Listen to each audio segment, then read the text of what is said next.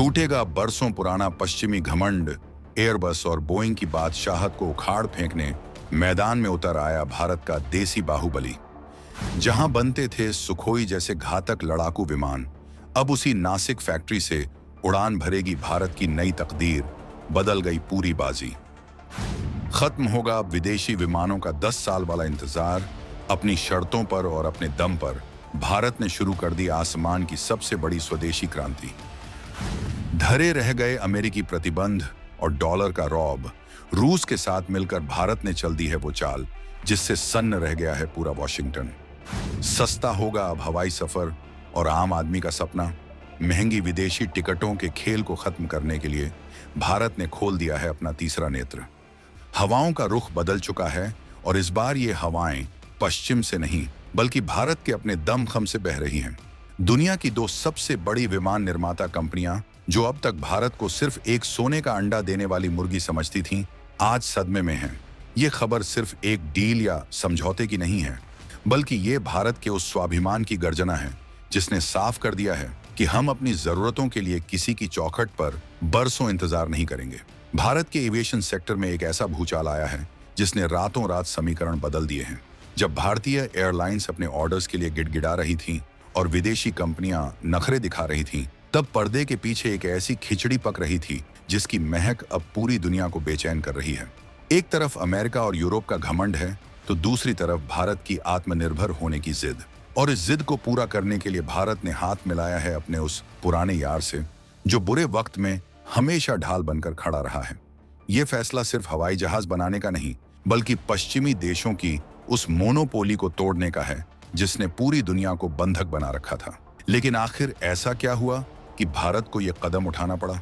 वो कौन सा विमान है जो अब भारत में बनेगा? क्या इससे आपकी हवाई यात्रा सस्ती होगी? और सबसे बड़ा सवाल, क्या अमेरिका इस गुस्ताखी को बर्दाश्त कर पाएगा? इन सारे सुलगते हुए सवालों के जवाब और इस पूरी साजिश की एक एक परत हम इस वीडियो में खोलेंगे।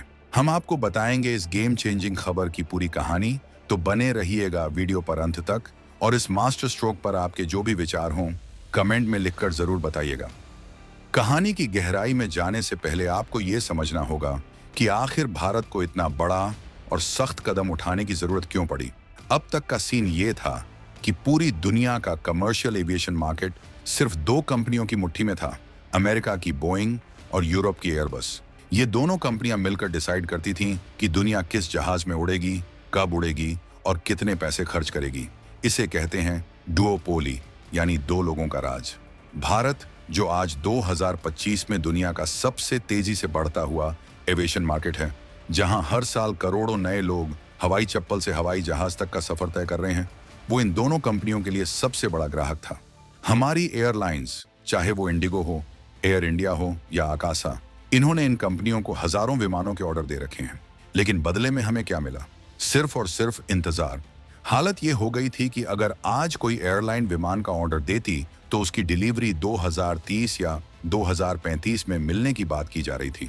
यानी आज पैसा दो और विमान तब मिलेगा जब शायद टेक्नोलॉजी ही पुरानी हो जाए। ऊपर से सप्लाई चेन का नाटक अलग। कभी इंजन खराब, कभी पुर्जे नहीं मिल रहे, कभी सेंसर में दिक्कत। भारत की कई एयरलाइंस के दर्जनों जहाज सिर्फ इसलिए जमीन पर धूल फांक रहे थे क्योंकि विदेशी कंपनियां समय पर सर्विस नहीं दे पा रही थीं। ये भारत जैसे स्वाभिमानी देश के लिए एक तमाचे जैसा था। हम पैसा भी दे रहे थे और उनकी मनमानी भी झेल रहे थे। अमेरिका और यूरोप को लग रहा था कि भारत के पास और कोई रास्ता ही नहीं है। जाएंगे कहां? खरीदना तो हमसे ही पड़ेगा। बस यही वो गलत फहमी थी जिसने इस नई क्रांति की नींव रखी। उन्हें अंदाजा नहीं था कि 2025 का भारत अब रोता नहीं है बल्कि विकल्प तैयार करता है। भारत ने ठान लिया कि अगर तुम विमान नहीं दोगे तो हम खुद बना लेंगे, और वो भी तुमसे बेहतर और तुमसे सस्ता। और यहीं से एंट्री होती है उस पुराने खिलाड़ी की जिसके पास टेक्नोलॉजी का भंडार है लेकिन बाजार की तलाश थी। जब पश्चिमी दरवाजे बंद होने लगे, या यूं कहें कि वहां भीड़ ज्यादा बढ़ गई, तब भारत ने वो दरवाजा खटखटाया जो हमेशा से उसके लिए खुला था। मॉस्को।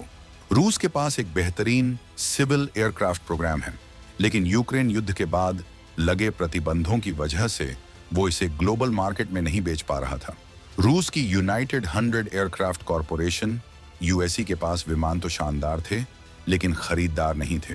दूसरी तरफ भारत के पास खरीदार ही खरीदार थे, लेकिन विमान नहीं थे। ये बिल्कुल मेड फॉर ईच अदर वाली स्थिति थी। खबरों के मुताबिक हिंदुस्तान एरोनॉटिक्स लिमिटेड HAL और रूस की कंपनी के बीच एक बहुत ही हाई लेवल और सीक्रेट बातचीत अपने अंतिम चरण में पहुंच चुकी है।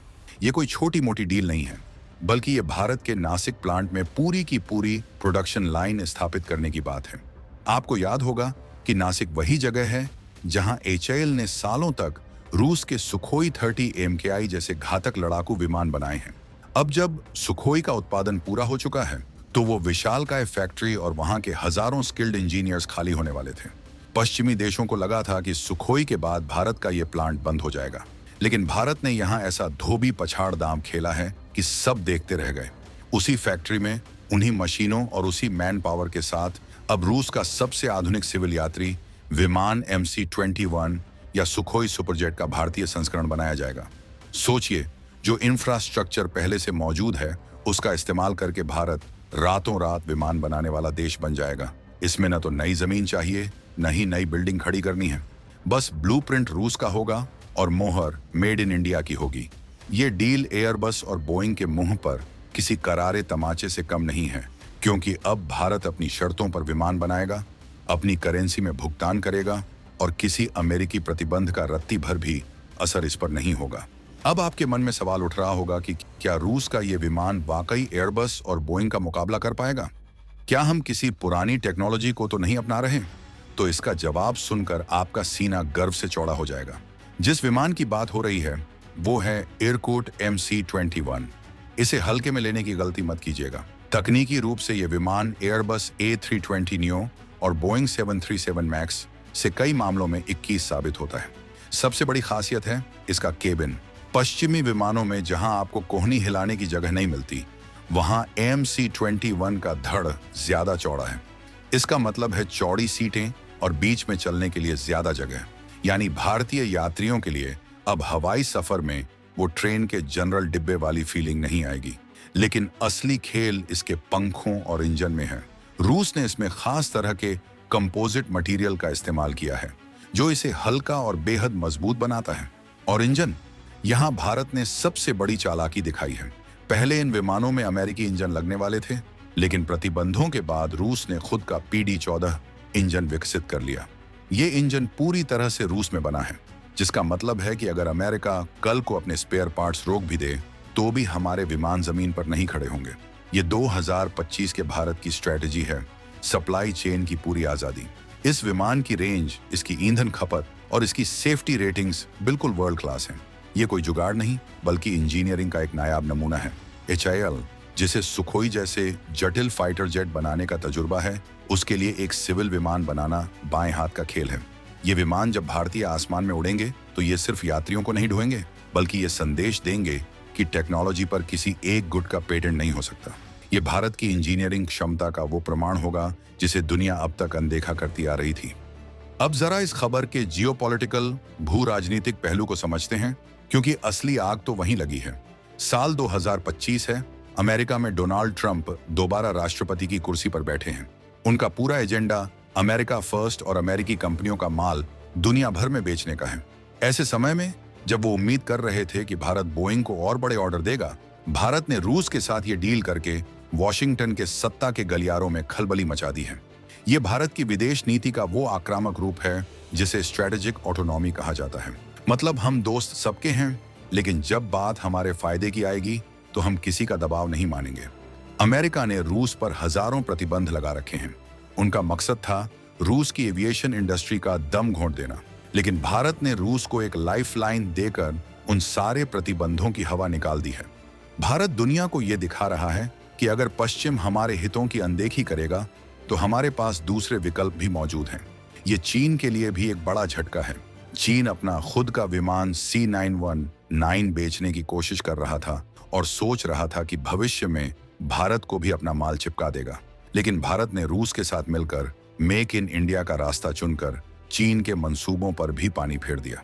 पाकिस्तान की तो बात ही छोड़ दीजिए, उसके पास न तो पैसा है और न ही ऐसी कोई विजन। वो बस बाउंड्री के बाहर खड़ा होकर तमाशा देख सकता है। ये डील भारत और रूस के रिश्तों को एक नए लेवल पर ले जाएगी। अब तक हम सिर्फ हथियार खरीदते थे, अब हम साथ मिलकर सिविलियन मार्केट पर कब्जा करने निकले हैं। ये शिफ्ट बहुत बड़ा है। ये बताता है कि भारत अब सिर्फ एक हथियार खरीदार देश नहीं रहा, बल्कि एक इंडस्ट्रियल पावर हाउस बन रहा है जो अपनी शर्तों पर दुनिया के नियमों को बदलने की ताकत रखता है। ट्रंप प्रशासन निश्चित रूप से दबाव बनाने की कोशिश करेगा, धमकियां भी दी जा सकती हैं, लेकिन नई दिल्ली में बैठा नेतृत्व जानता है कि 140 करोड़ लोगों के बाजार को नाराज करने का जोखिम कोई नहीं उठा सकता।